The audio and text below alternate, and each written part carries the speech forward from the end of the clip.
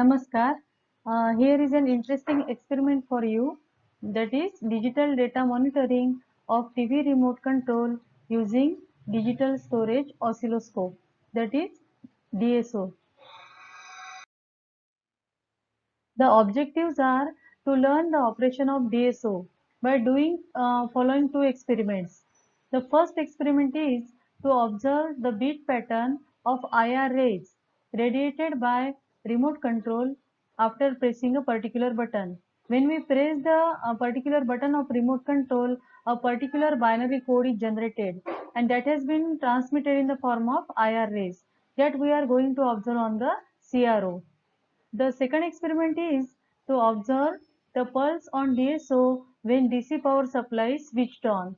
So when we switch on the power supply, the instantly the voltage should rise to the particular 5 volt, 3 volt like that.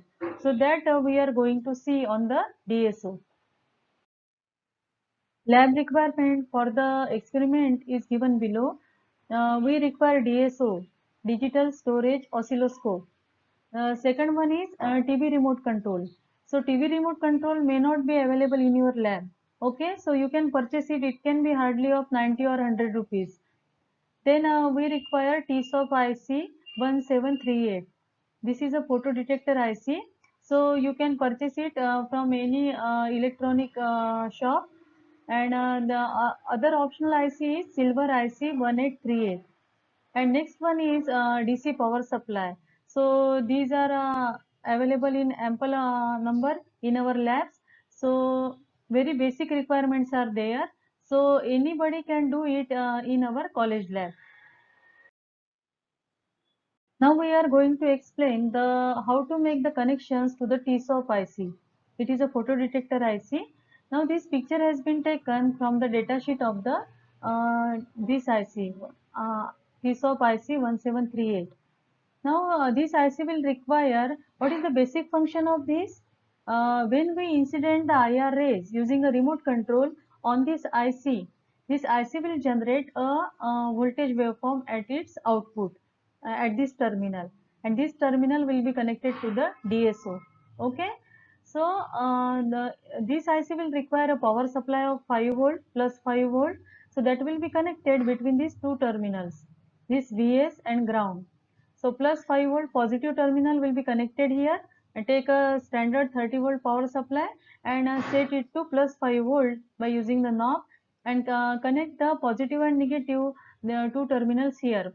Positive terminal will be connected here of the power supply, DC power supply, and negative terminal will be connected to the ground. Now this is the output of the IC. So connect this and take the channel 1 probe of DSO, channel 1, channel 2, anyone can you use. So connect positive terminal here and negative terminal again to the ground. So you can take the output from this terminal, and this will be connected to the digital storage oscilloscope DSO. Two connections will be there from the channel probe of the DSO. So one positive will be connected here and ground will be connected here. Are you getting this? Now here some DSO settings are shown. So do proper settings of DSO. Go to menu, then sweep should be auto. Then trigger, select the edge trigger.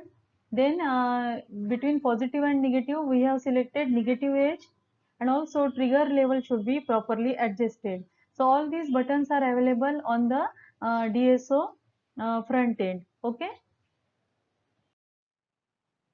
Our first experiment is to observe the bit patterns generated by the remote control using DSO.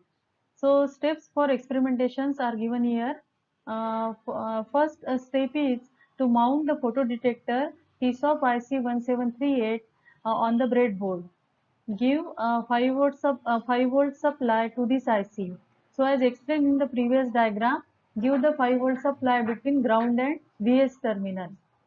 Then connect the output terminal of photodetector IC. Out terminal is there. We have seen it.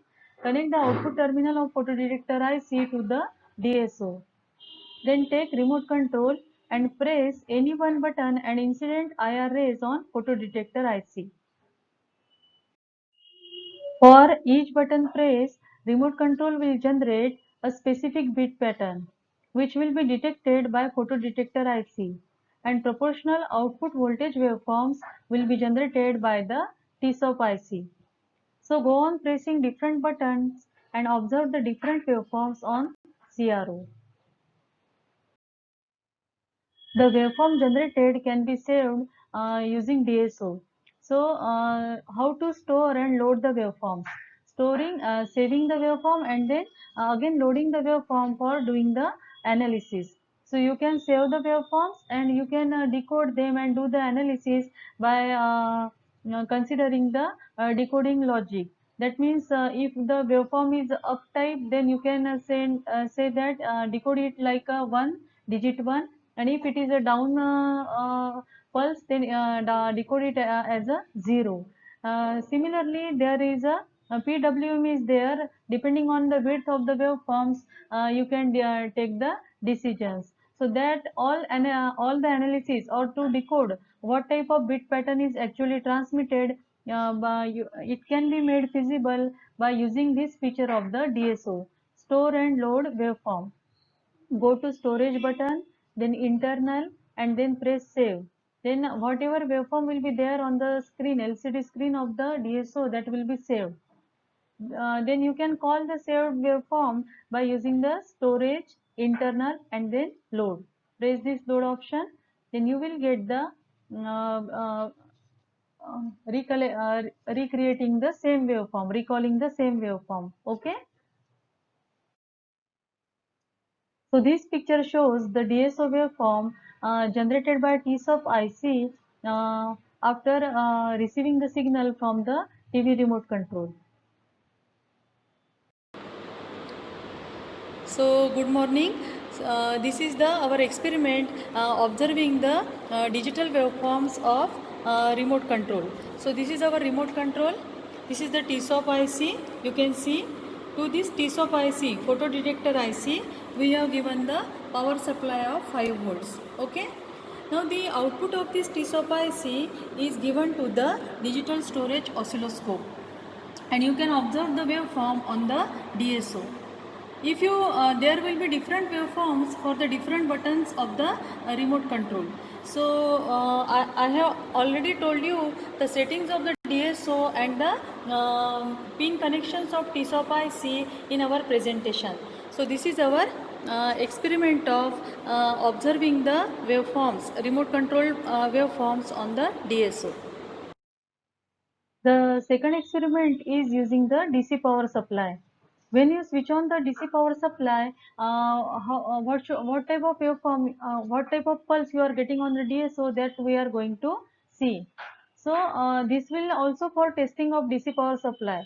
As soon as you switch on the power supply, it should switch to the plus 5 volt, whatever voltage we have set. It should switch to that volt. But there is some delay due to imperfections, practical aspects in the designing of the power supply. So this can also be used for testing as well as for learning the DSO operation. Okay. So now the experimental setup is like that.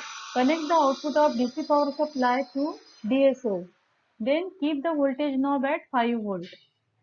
Initially, the DC power supply is in the switch off condition. You should keep it in switch off condition.